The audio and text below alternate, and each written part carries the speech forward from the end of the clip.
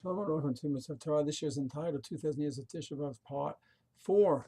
We discussed in the previous shirim the importance of being able to see another side.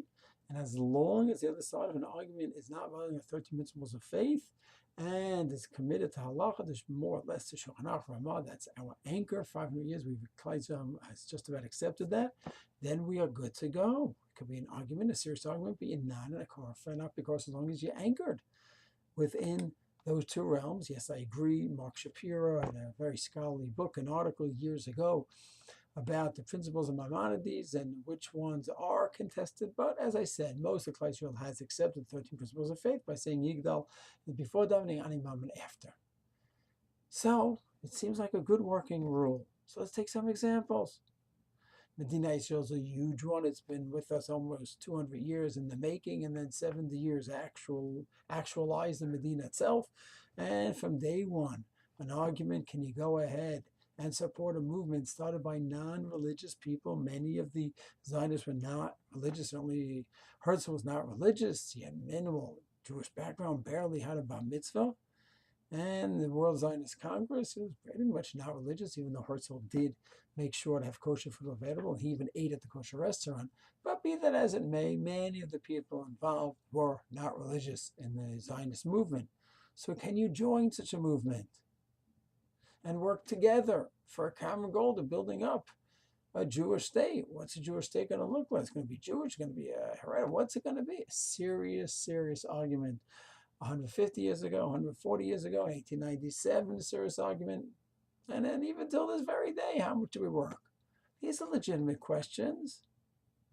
But no one's an apikoros. No one's saying to give up halacha. No one is saying to violate the ikarim. Everyone agrees as a Mashiach. And Mitzvah Hashem, according to some, this is going to help bring it. And others say it's going to bring it further away. Fine.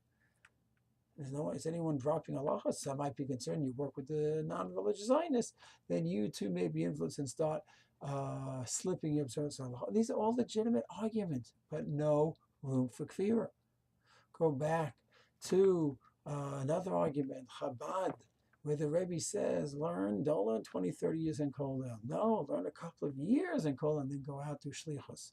And others say, no, you need to be learned more before you go do that. And to go across the world in the middle of India, where you, your wife, and your 3-year-old baby and your 1-year-old baby, that's it. In the middle of a desert, you're going to be Makari of others. You're going to make others from. On the contrary, they'll affect you. Okay, good argument. I mean, look back 50 years of shlichus from the Rebbe. That's an amazing, amazing phenomena. But okay, there could be arguments. But no room for kofir, not bikoros and heretic. These are people anchored in the 13 principles of faith and in halacha, but they argue. Yeshiva university is another one. And under one roof, can you have a yeshiva and a university? Bavarkal says, of course not. Yeshiva's yeshiva. You don't water it down with university. What about professional training? Oh, good question. Yeshiva's yeshiva. Well, according to the Rav, you can have a yeshiva university together. You could and you should. Serious arguments. Is anyone violating halacha here? No. Is there an argument about Vigisa Yom Avalai, learning day and night? The 18, 19, 20-year-old should be learning day and night? Or Rav Ankal says he should be learning 24/7?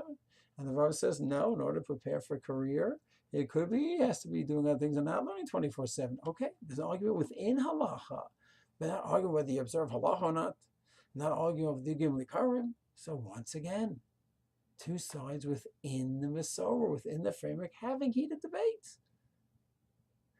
Rav Shmuel Auerbach and Rav Steinemann, Rav Chaim Kanievsky nowadays, an argument about how the Haredi world should deal with the army, not even show up when they call you for tzav giyus. Well, you work with them, so there's an argument. Halavai, both sides to see. Okay, we have an argument over here, but it's both sides within the halacha, both within the Karim. I might personally not see either side. I might go with another side totally, but everyone's anchored in halacha and the 13 ikarim. Halavai, that's how it should be.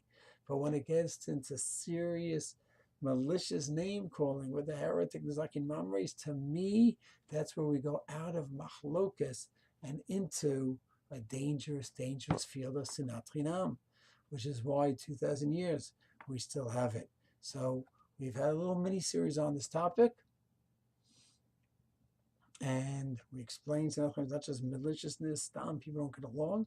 Rather, it's people calling the other side apikorsim. We define, well, what's the criteria for apikoros and non-criteria for apikoros. And we gave 4 examples of areas of machlokas which are not related to apikoros in any way, 2 legitimate sides. And it's in those areas that we need to work together on.